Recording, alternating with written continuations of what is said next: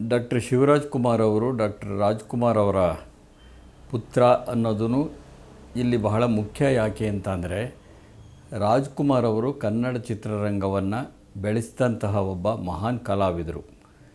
ಅವರ ಪ್ರಭಾವಳಿಯಲ್ಲಿ ಬಂದಂತಹ ಅವರ ಮಕ್ಕಳು ಸ್ವತಂತ್ರವಾಗಿ ಬೆಳೆಯೋದು ಸಹ ಅಷ್ಟೇ ಮುಖ್ಯ ಆಗಿರುತ್ತೆ.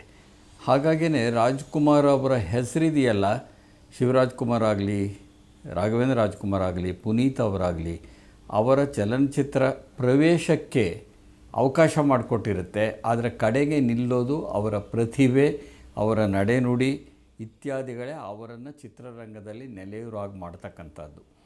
ಈ ಹಿನ್ನೆಲೆಯ ಒಳಗಡೆ ರಾಜ್ಕುಮಾರ್ ಅವರ ಹೆಸರನ್ನು ಉಳಿಸೋವಂತಹ ರೀತಿಯಲ್ಲಿ ಶಿವರಾಜ್ ಕುಮಾರ್ ಅವರು ತಮ್ಮ ನಡೆನುಡಿಯನ್ನು ಪಾಲಿಸ್ಕೊಂಡು ಬಂದಿದ್ದಾರೆ. ಅಷ್ಟೇ ಅಲ್ಲ, ಒಳ್ಳೊಳ್ಳೆ ಸಿನಿಮಾಗಳನ್ನು ಮಾಡಿದ್ದಾರೆ ಶಿವರಾಜ್ ಕುಮಾರ್ ಅವರು. ಎಷ್ಟು ಮಟ್ಟಿಗೆ ಅಂತಂದರೆ ಜನಗಳ ಪ್ರೀತಿ ಎಷ್ಟು ಮಟ್ಟಿಗಿದೆ ಅಂದರೆ ರಾಜ್ಕುಮಾರ್ ಅವರನ್ನು ಅವರ ಅಭಿಮಾನಿಗಳಿಂದ ಹಿಡಿದು ಬೇರೆ ಬೇರೆಯವರೆಲ್ಲ ಅಣ್ಣಾವರೇ ಅಂತ ಕರೀತಾಯಿದ್ರು. ಆದರೆ ಅವರ ಆತ್ಮೀಯರಿದ್ದಾರಲ್ಲ, ಅವರು ರಾಜಣ್ಣ ಅಂತಿದ್ದರು. ಶಿವರಾಜ್ ಕುಮಾರ್ ಅವರನ್ನು ಆತ್ಮೀಯರೆಲ್ಲ ಅಷ್ಟೇ ಅಲ್ಲ, ಮಾಧ್ಯಮದವರಿಂದ ಹಿಡಿದು ಎಲ್ಲರೂ ಶಿವಣ್ಣ ಅಂತ ಕರೀತಾರೆ. ಆದರೆ ಶಿವರಾಜ್ ಕುಮಾರ್ ಹೋಗಿ ಶಿವಣ್ಣ ಆಗೋದು, ರಾಜ್ಕುಮಾರ್ ಹೋಗಿ ರಾಜಣ್ಣ ಆಗೋದು ಇದೆಯಲ್ಲ, ಇದು ಆತ್ಮೀಯತೆಯ ಒಂದು ಸಂಕೇತ.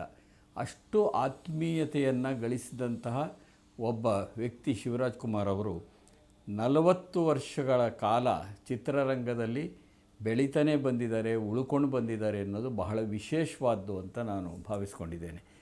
ನನಗೆ ಶಿವರಾಜ್ ಕುಮಾರ್ ಅವರ ಚಿತ್ರಗಳನ್ನು ಗಮನಿಸಿದಾಗ ಹೆಚ್ಚು ಜನ ಏನು ಮಾಡ್ತಾರೆ ಅಂದರೆ ಮಚ್ಚುಲಾಂಗಿನ ಚಿತ್ರಗಳನ್ನೇ ವೈಭವೀಕರಿಸೋದುಂಟು. ಬಹುಶಃ ಆ ಚಿತ್ರಗಳಲ್ಲಿ ಹೆಚ್ಚು ಪ್ರಚಾರ ಪಡೆದಿವೆ. ಹಾಗಾಗಿ ಶಿವಣ್ಣ ಅಂದ ಕೂಡಲೇ ಕೈಗೊಂದು ಮಚ್ಚು ಕೊಡಬೇಕು ಅಂತ ಭಾವಿಸ್ಕೊಂಡಿರೋರೇ ಹೆಚ್ಚು. ಮೊನ್ನೆ ಯಾವುದೋ ಒಂದು ರಿಯಾಲಿಟಿ ಶೋನಲ್ಲಿ ಸಹ ಅವ್ರ ಕೈಗೊಂದು ಮಚ್ಚು ಕೊಟ್ಟು ಹೇಗೆ ನಡೀತಾರೆ ಶಿವಣ್ಣ ಅಂತ ಹೇಳ್ತಿದ್ರು. ಅದ್ರಿಗೆ ಅವ್ರದ್ದೇ ಆದಂಥ ಶೈಲಿ ಇದೆ ನಿಜ. ಆದರೆ ಶಿವರಾಜ್ ಕುಮಾರ್ ಅಂದರೆ ಬರೀ ಅಷ್ಟೇ ಅಲ್ಲ, ಶಿವರಾಜ್ ಕುಮಾರ್ ಮಾಡಿರುವಂಥ ಚಿತ್ರಗಳಿದಾವಲ್ಲ, ನೀವು ಬಹುಪಾಲು ನೋಡಿ 85-90% ಚಿತ್ರಗಳು ಬೇರೆ ವಸ್ತುವನ್ನೇ ಇಟ್ಕೊಂಡಿವೆ. ಆದರೆ ಹೆಚ್ಚು ಪ್ರಚಾರ ಪಡೆದದ್ದು, ಅದರಲ್ಲಿ ಹೆಚ್ಚು ಯುವಕರಿಗೆ ಇಷ್ಟ ಆದಂಥವು ಇದರಲ್ಲಿ ಇದ್ದಿರಬಹುದು. ಆದರೆ ಕುಟುಂಬ ಪ್ರಧಾನವಾಗಿರುವ ಅನೇಕ ಚಿತ್ರಗಳನ್ನು ಮಾಡಿದ್ದಾರೆ. ಹೊಸ ವಸ್ತುವಿನ ಚಿತ್ರಗಳನ್ನೂ ಸಹ ಶಿವರಾಜ್ ಕುಮಾರ್ ಅವರು ಮಾಡಿದ್ದಾರೆ. ಅಣ್ಣ ತಂಗಿ ಸಂಬಂಧದ ಬಗ್ಗೆ ಅಂತಲೂ ಶಿವರಾಜ್ ಕುಮಾರ್ ಬಿಟ್ಟರೆ ಬೇರೆ ಇಲ್ಲ ಅನ್ನೋ ಥರದಲ್ಲಿದೆ. ಎಂಥೆಂಥ ಇದು, ಈಗ ಅಣ್ಣ ತಂಗಿ ಸಿನಿಮಾ ಇದ್ದಿರಬಹುದು, ದೇವರು ಕೊಟ್ಟ ತಂಗಿ ಇದ್ದಿರಬಹುದು ಇತ್ಯಾದಿ. ಇವನ್ನೆಲ್ಲ ನೋಡಿ, ಅಣ್ಣ ತಂಗಿ ಅಂದ ಕೂಡಲೇ ಶಿವರಾಜ್ ಕುಮಾರ್ ನೆನಪಿಗೆ ಬರ್ತಾರೆ. ಕುಟುಂಬ ಅಂದಾಗಲೂ ಶಿವರಾಜ್ ಕುಮಾರ್ ನೆನಪಿಗೆ ಬರ್ತಾರೆ. ಈಗ ಭೂಮಿ ತಾಯಿಯ ಚೊಚ್ಚಿಲು ಮಗ, ಚಿಗುರದ ಕನಸು, ಜನ್ಮದ ಜೋಡಿ, ನಾನು ನಿರ್ದೇಶನ ಮಾಡಿದ ಹಗಲುವೇಷ, ಕುರುಬನ್ ರಾಣಿ, ಜೋಡಿ ಹಕ್ಕಿ, ಈಗ ಎಷ್ಟು ಸಿನಿಮಾಗಳನ್ನು ನಾವು ಉದಾಹರಿಸ್ತಾ ಹೋಗ್ಬೋದು. ಅನೇಕ ಸಿನಿಮಾಗಳಿವೆ ಇದರಲ್ಲಿ. ಅಂಥ ಎಲ್ಲ ಈ ಕೆಲವನ್ನು ಮಾತ್ರ ಇಲ್ಲಿ ನೆನಪಿಗೆ ಬಂದದ್ದನ್ನು ಹೇಳ್ತಿದ್ದೇನೆ. ಇಂಥ ಚಿತ್ರಗಳಿದಾವಲ್ಲ, ಇಲ್ಲೂ ಶಿವರಾಜ್ ಕುಮಾರ್ ಅವರು ತಮ್ಮ ಛಾಪನ್ನು ಮೂಡಿಸಿದ್ದಾರೆ.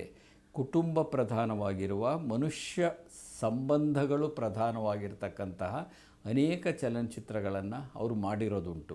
ಆದರೆ ಇತ್ತೀಚಿನ ವರ್ಷಗಳಲ್ಲಿ ಅವರು ಅಭಿನಯಿಸಿದ ಸಿನಿಮಾಗಳ ಶೈಲಿ ಬದಲಾದದ್ದರಿಂದ ಅವು ಹೆಚ್ಚು ಪ್ರಚಾರದಲ್ಲಿವೆಯೇ ಹೊರತು ಶಿವರಾಜ್ ಕುಮಾರ್ ಕೇವಲ ಅಷ್ಟೇ ಅಲ್ಲ ಅನ್ನೋದನ್ನು ಈ ಸಂದರ್ಭದಲ್ಲಿ ಹೇಳೋಕ್ಕೆ ಇಷ್ಟಪಡ್ತೇನೆ. ಇನ್ನು ಮುಖ್ಯವಾಗಿ ಶಿವರಾಜ್ ಕುಮಾರ್ ಯಾಕೆ ಚಿತ್ರರಂಗದಲ್ಲಿ ಇಷ್ಟು ದಿವಸ ಉಳ್ಕೊಂಡು ಬಂದಿದ್ದಾರೆ? ಒಂದು, ಅವರಲ್ಲಿರೋ ಪ್ರತಿಭೆ. ಇನ್ನೊಂದು, ಅವರ ನಡೆನುಡಿ ಸಹ ಅಷ್ಟೇ ಮುಖ್ಯ. ಒಬ್ಬ ದೊಡ್ಡ ಸ್ಟಾರ್ ಆದಾಗ, ತಾರಾಮೌಲ್ಯವನ್ನು ಗಳಿಸ್ಕೊಂಡಂಥ ಸಂದರ್ಭದಲ್ಲಿ ಅವರು ಸಮಾಜದಲ್ಲಿ ಹೇಗೆ ನಡ್ಕೋತಾರೆ, ಸುತ್ತಮುತ್ತಲ ಇರೋರ ಜೊತೆ ಹೇಗೆ ನಡ್ಕೋತಾರೆ, ನಿರ್ಮಾಣ ಆಗ್ತಿರುವಾಗ ಸಿನಿಮಾ ಅಲ್ಲಿ ಹೇಗೆ ನಡ್ಕೋತಾರೆ, ಎಷ್ಟು ಮಟ್ಟಿಗೆ ನಿರ್ಮಾಪಕರಿಗೆ ಮತ್ತು ನಿರ್ದೇಶಕರಿಗೆ ಸಹಕರಿಸ್ತಾರೆ, ಇವೆಲ್ಲ ಮುಖ್ಯ. ಈ ಹಿನ್ನೆಲೆಯಲ್ಲಿ ಶಿವರಾಜ್ ಕುಮಾರ್ ಯಾವತ್ತೂ ನಿರ್ಮಾಪಕರಿಗೆ ಮತ್ತು ನಿರ್ದೇಶಕರಿಗೆ ಸಹಕಾರಿಯಾಗುವಂತಹ ರೀತಿಯಲ್ಲೇ ನಡ್ಕೊಂಡು ಬಂದಿರುವಂಥ ಒಬ್ಬ ಕಲಾವಿದ ಅಂತ ನಾನು ಅತ್ಯಂತ ಖಚಿತವಾಗಿ ಹೇಳೋಕ್ಕೆ ಇಷ್ಟಪಡ್ತೇನೆ. ಎಷ್ಟರ ಮಟ್ಟಿಗೆ ಅವರು ಸರಳವಾಗಿರ್ತಾರೆ ಅಂದರೆ, ಅವರು ಚಿತ್ರರಂಗದಲ್ಲಿ ತಾವು ಅಭಿನಯಿಸ್ತಾ ಇರುವಂಥ ಚಿತ್ರಗಳಿಗೆ ಸೆಟ್ಟಿಗೆ ಬಂದರೆ ವಿಶೇಷವಾದ ಯಾವ ಡಿಮ್ಯಾಂಡು ಇರೋದಿಲ್ಲ.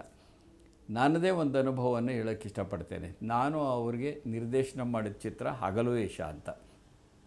ಹಗಲುವೇಷ ಅನ್ನೋದಿದೆಯಲ್ಲ, ಒಂದು ಬುಡಕಟ್ಟು ಜನಾಂಗದವರು ಹಗಲುವೇಷ ಹಾಕ್ಕೊಂಡಿರ್ತಾರೆ, ಹಳ್ಳಿಗಳಿಗೆ ಬರ್ತಾರೆ, ಪೌರಾಣಿಕ ಪಾತ್ರಗಳನ್ನು ವಹಿಸ್ತಾರೆ, ಮನೆ ಮನೆಗೆ ಬರ್ತಾರೆ, ಮನೆ ಮನೆಗೆ ಬಂದು ಹಾಡುಗಳನ್ನು ಹೇಳ್ತಾರೆ, ಭಿಕ್ಷಾಟನೆ ಮಾಡ್ತಾರೆ, ಅದರಿಂದ ಜೀವನ ನಡೆಸ್ತಾರೆ.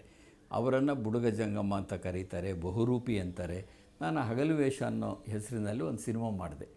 ಅದರಲ್ಲಿ ಶಿವರಾಜ್ ಕುಮಾರೇ ನಾಯಕ ನಟರು. ಎಷ್ಟು ವಿಶೇಷ ಅಂದರೆ ಶಿವರಾಜ್ ಕುಮಾರ್ ಅವರಾಗಲಿ, ಅವ್ರ ಚಿಕ್ಕಪ್ಪ ವರದರಾಜ್ ಅವರಾಗಲಿ, ಡಾಕ್ಟರ್ ರಾಜ್ಕುಮಾರ್ ಅವರಾಗಲಿ ಈ ಕಥೆಯ ಹೆಚ್ಚು ವಿವರಗಳನ್ನು ಕೇಳಲೇ ಇಲ್ಲ. ಅಷ್ಟು ಸಲೀಸಾಗಿ ನನಗೆ ಕಾಲ್ ಶೀಟ್ ಕೊಟ್ಟರು. ಆ ವೇಳೆಗಾಗಲೇ ನಾನು ಅವರ ಜನ್ಮದ ಜೋಡಿಗೆ ಕೆಲಸ ಮಾಡಿದ್ದೆ, ಕುರುಬನ್ ರಾಣಿ ಸಿನಿಮಾಕ್ಕೆ ಕೆಲಸ ಮಾಡಿದ್ದೆ, ಈ ಜೋಡಿ ಹಕ್ಕಿಗೆ ಮಾಡಿದ್ದೆ. ಇವೆಲ್ಲ ಹಿನ್ನೆಲೆ ಇತ್ತು.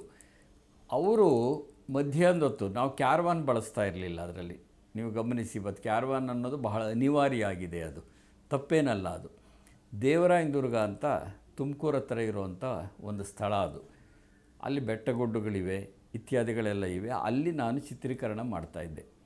ಮಧ್ಯಾಹ್ನದ ಹೊತ್ತು ಶಿವರಾಜ್ ಕುಮಾರ್ ಎಲ್ಲರಿ ಅಂತ ಕೇಳಿದರೆ ಕ್ಯಾರವಾನ್ ಇಲ್ಲ, ಕಾರಲ್ಲಿಲ್ಲ, ಆ ಹೊಲಗಳ ಬದುವಿನ ಮೇಲೆ ಟವಾಲ್ ಹಾಸ್ಕೊಂಡು ಮಲಗ್ತಾಯಿದ್ರು. ದೊಡ್ಡ ಸ್ಟಾರು, ಅವತ್ತು ನಂಬರ್ 1 ಸ್ಟಾರ್ ಅಂತಂದರೆ ಶಿವರಾಜ್ ಕುಮಾರ್ ಅವರೇನೆ. ಅಂಥ ಶಿವರಾಜ್ ಕುಮಾರ್ ಅವರು ನಮಗೆ ಯಾವ ಸೌಲಭ್ಯವನ್ನೂ ಕೇಳದೆ ಮಧ್ಯಾಹ್ನ ವಿಶ್ರಾಂತಿ ಮಾಡಬೇಕು ಅಂತ ಅಂದಾಗ ಹೊಲದಲ್ಲಿರೋ ಒಂದು ಮರದ ಕೆಳಗಡೆ ಟವಲ್ ಹಾಸ್ಕೊಂಡು ಮಲಗಿಕೊಳ್ತಿದ್ರು ಅನ್ನೋದನ್ನು ಅನೇಕರು ಊಹಿಸ್ಕೊಳ್ಳೋದಕ್ಕೆ ಸಾಧ್ಯ ಇಲ್ಲ. ಇದು ಶಿವರಾಜ್ ಕುಮಾರ್ ಅವರ ಸರಳತೆ. ಆಮೇಲೆ ನನಗೆ ಇಂಥದೇ ಊಟ ಬೇಕು ಅಂತ ಎಂದು ಕೇಳಿದವರಲ್ಲ, ಟೀ ಕೊಟ್ಟರು ಸಾಕು ಅವರಿಗೆ. ಈ ರೀತಿ ಅವರು ನಿರ್ಮಾಪಕರಿಗೆ ಮತ್ತು ನಿರ್ದೇಶಕರಿಗೆ ಬಹಳ ದೊಡ್ಡ ಸಹಕಾರವನ್ನು ಕೊಟ್ಕೊಂಡು ಬಂದಿದ್ದಾರೆ. ಅದರ ಜೊತೆಗೆ ನಿರಂತರವಾಗಿ ಸಿನಿಮಾ ಮಾಡ್ತಾ ಬಂದಿದ್ದಾರೆ. ಯಾವತ್ತು ತಾರಾಮೌಲ್ಯ ಇರತಕ್ಕಂಥವರು ನಿರಂತರವಾಗಿ ಸಿನಿಮಾ ಮಾಡ್ತಾ ಬಂದಾಗ ಚಿತ್ರರಂಗದ ಬೆಳವಣಿಗೆಗೂ ಅದೊಂದು ಪೂರಕವಾಗಿರುತ್ತೆ ಅಂತ ನಾನು ಭಾವಿಸ್ಕೊಂಡಿದ್ದೇನೆ. ನಿರಂತರವಾಗಿ ಸಿನಿಮಾ ಮಾಡ್ತಾ ಬಂದಿರೋದನ್ನು ನಾವು ಗಮನಿಸಬೇಕು. ಇನ್ನೊಂದು ಶಿವರಾಜ್ ಕುಮಾರ್ ಅವರ ಸ್ವಭಾವ, ನಾವು ವರದರಾಜು ಅವರು ಅಂದರೆ ಅವರ ಚಿಕ್ಕಪ್ಪ ಮರಣ ಹೊಂದಿದ ನಂತರದಲ್ಲಿ ವರದರಾಜು ಅವರ ಆತ್ಮೀಯ ಬಳಗ ಅಂತ ಮಾಡಿಕೊಂಡು ನಾನು, ದೊಡ್ಡೂಲೂರು ಕೋಜಿ ಈ ಥರ ಸ್ನೇಹಿತರುಗಳು ಪ್ರತಿ ವರ್ಷ ಒಬ್ಬರು ರಂಗಭೂಮಿಯವರಿಗೆ, ಇನ್ನೊಬ್ಬರು ಸಿನಿಮಾ ಕ್ಷೇತ್ರದವರಿಗೆ ಎಲೆಮರೆಕಾಯಿಯಂತೆ ಈ ಕ್ಷೇತ್ರಗಳಲ್ಲಿ ದುಡಿದಿರ್ತಕ್ಕಂಥ ಹಿರಿಯರಿಗೆ ಪ್ರಶಸ್ತಿಯನ್ನು ಕೊಡ್ತಾ ಬಂದಿದ್ದೇವೆ. ನಾವು ನಮ್ಮ ಕೈಯಿಂದಲೇ ದುಡ್ಡು ಹಾಕ್ಕೊಳ್ತೇವೆ. 10,000 ರೂಪಾಯಿ ತಲಾ 10,000 ರೂಪಾಯಿ ಪ್ರಶಸ್ತಿ ಕೊಡ್ತೇವೆ. ಅವರನ್ನು ಆಯ್ಕೆ ಮಾಡ್ತೇವೆ, ಒಂದು ಸಮಾರಂಭ ನಡೆಸ್ತೇವೆ. ಶಿವರಾಜ್ ಕುಮಾರ್ ಅವರು ಇತ್ತೀಚಿನ ವರ್ಷದವರೆಗೆ ಪ್ರತಿ ವರ್ಷ ಬರ್ತಾಯಿದ್ರು. ನಾವು ಅವ್ರ ಮನೆಯಿಂದ ಒಂದು ಪೈಸಾ ತೊಗೊಳ್ತಿರ್ಲಿಲ್ಲ. ಆದರೆ ಶಿವರಾಜ್ ಕುಮಾರ್ ಏನು ಮಾಡ್ತಿದ್ರು ಅಂತ ಅಂದರೆ ಚೆಕ್ ತಂದಿರ್ತಿದ್ರು. ಪ್ರತಿಯೊಬ್ಬರಿಗೂ ಅಂದರೆ ಯಾರು ಪ್ರಶಸ್ತಿ ಪಡೆದಿದ್ದಾರೆ ಅವರಿಗೆ ಪ್ರತಿ ವರ್ಷ ತಲಾ 25,000 ರೂಪಾಯಿಗಳ ಹಣವನ್ನು ಕೊಡ್ತಿದ್ರು. ಅವ್ರ ಕೈಯಿಂದ ಕೊಟ್ಟು ಹೋಗ್ತಾಯಿದ್ರು ಶಿವರಾಜ್ ಕುಮಾರ್ ಅವರು. ರಾಜ್ಕುಮಾರ್ ಅವರು ಆ ಕಾಲದಲ್ಲಿ ಬಹಳ ದೊಡ್ಡ ಕೆಲಸ ಮಾಡಿದ್ದಾರೆ. ಪೊಲೀಸ್ ಕಲ್ಯಾಣ ನಿಧಿಗೆ ಆ ಕಾಲದಲ್ಲಿ 67 ಲಕ್ಷ ರೂಪಾಯಿ ಸಂಗ್ರಹಿಸಿಕೊಟ್ಟಿದ್ದಾರೆ. ಶಕ್ತಿಧಾಮ ಬೀದಿಗೆ ಬಿದ್ದ ಹೆಣ್ಮಕ್ಕಳಿಗೆ ಇರೋವಂಥ ಸಂಸ್ಥೆ, ಅನಾಥ ಮಕ್ಕಳಿಗಿರೋ ಸಂಸ್ಥೆ ಆ ಕಾಲದಲ್ಲೇ 45 ಲಕ್ಷ ರೂಪಾಯಿಗಳನ್ನು ಕೊಟ್ಟಿದ್ದಾರೆ. ಪುನೀತ್ ಅವರಂತೂ ಸಾಕಷ್ಟು ಕೆಲಸ ಮಾಡಿದ್ದಾರೆ. ಶಿವರಾಜ್ ಕುಮಾರ್ ಅವರು ಅದೇ ಥರದಲ್ಲೇನೆ. ಆದರೆ ಇವರು ಇಡೀ ಕುಟುಂಬ ಹೇಗೆ ಅಂದರೆ ಬಲಗೈಯಲ್ಲಿ ಕೊಟ್ಟಿದ್ದು ಎಡಗೈಗೆ ಗೊತ್ತಾಗಬಾರ್ದು ಅನ್ನೋ ಥರದ್ದು. ಹಾಗೆ ಶಿವರಾಜ್ ಕುಮಾರ್ ಹೇಗೆ ಕೊಡ್ತಾಯಿದ್ರು ಅನ್ನೋದಕ್ಕೆ ನಾನು ವರದರಾಜು ಪ್ರಶಸ್ತಿಯ ಒಂದು ನಿದರ್ಶನವನ್ನು ಈ ಸಂದರ್ಭದಲ್ಲಿ ಹೇಳಿದೆ.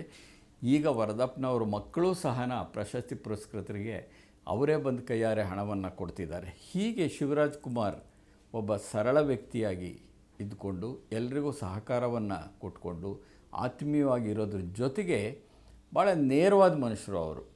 ಅವ್ರು ಯಾವಾಗಲೂ ಹೇಳ್ತಾರೆ, ನನ್ನ ಹೃದಯ ಏನು ಹೇಳುತ್ತೋ ಅದನ್ನು ನಾನು ಕೇಳ್ತೀನಿ, ಬೇರೆ ಏನು ಕೇಳಲ್ಲ ಅಂತ. ಅಂದರೆ ತನ್ನ ಹೃದಯ ಏನು ಹೇಳುತ್ತೋ ಅದನ್ನೇ ಮಾತಾಡ್ತಕ್ಕಂತಹ ವ್ಯಕ್ತಿ, ಬಹಳ ನೇರವಾಗಿ ಮಾತಾಡ್ತಕ್ಕಂಥ ವ್ಯಕ್ತಿ. ಮುಖವಾಡವನ್ನು ಹಾಕಿ ಏನೋ ಯಾರನ್ನೋ ಮೆಚ್ಚಿಸಬೇಕು ಅಂತ ಮಾತಾಡದೇ ಇರುವಂಥ ಒಬ್ಬ ವ್ಯಕ್ತಿ ಶಿವರಾಜ್ ಕುಮಾರ್ ಅವರು. ಇದು ಭಾಳ ವಿಶೇಷ. ಹಾಗಾಗಿಯೇ ಶಿವರಾಜ್ ಕುಮಾರು ಭಾಳ ಸಿಟ್ಟಾಗಿಬಿಡ್ತಾರಪ್ಪ ಅಂತ ಹೇಳೋರುಂಟು. ಅದು ಸಿಟ್ಟಲ್ಲ. ಅವ್ರಿಗೆ ಏನು ಅನಿಸುತ್ತೋ ಅದನ್ನು ಮಾತಾಡ್ತಾರೆ. ಅವರು ಆತ್ಮೀಯವಾಗೂ ಮಾತಾಡ್ತಾರೆ, ಅನಿಸಿದ್ದನ್ನು ಮಾತಾಡ್ತಾರೆ. ಈ ಸರಳತೆ, ಸೌಜನ್ಯತೆಯ ಜೊತೆಗೆ ನೇರವಾದ ಮತ್ತು ನಿಷ್ಠುರವಾಗಿರತಕ್ಕಂತಹ ಆದರೆ ಬೇರೆಯವರನ್ನು ನೋಯಿಸದೇ ಇರತಕ್ಕಂತಹ ಅಭಿಪ್ರಾಯಗಳನ್ನು ಸಹ ಅವರು ಹೇಳ್ತಾ ಬಂದಿದ್ದಾರೆ ಅನ್ನೋದನ್ನು ಈ ಸಂದರ್ಭದಲ್ಲಿ ಗಮನಿಸಬೇಕು. ಇನ್ನೊಂದು, ಅವರು ಕ್ಯಾನ್ಸರ್ ಬಂದ ಸಂದರ್ಭದಲ್ಲಿ ನಡ್ಕೊಂಡಿದ್ದಿದೆಯಲ್ಲ, ಬಹುಶಃ ಅದು ಎಲ್ರಿಗೂ ಮಾದರಿ ಅಂತ ನಾನು ಭಾವಿಸ್ಕೊಂಡಿದ್ದೇನೆ.